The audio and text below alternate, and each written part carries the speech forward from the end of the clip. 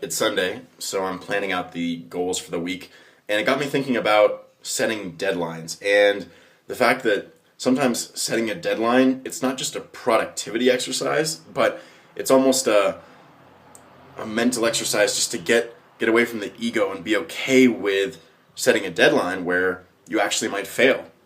Because you can only fail at a deadline once you set it. And if you don't set deadlines, you're never going to miss a deadline. And it can really cut you kind of on a deep level when you set a deadline and say, I think I can do this in 3 months. And you can't. You miss the deadline, maybe you only get a quarter of what you thought you were going to get done. And that can be kind of stressful because it brings up all these questions of how productive am I? If I couldn't do that in 3 months, what can I do in 3 years or in my lifetime? I think you still need to set deadlines, but just be aware you might, on a deep level, just have an aversion to setting them. Like I've noticed I have, is sometimes it can be very difficult to sit down and to commit and say, hey, this is a deadline. I'm going to try to make this happen.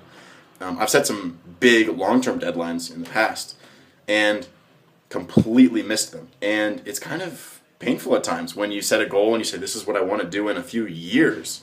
And then you realize you haven't even gotten close by the time the deadline passes. That's a thought for you. If you have difficulty setting deadlines, I would recommend really just still setting them down and saying, hey, I want to do this in 3 months, I want to do this in 6 months.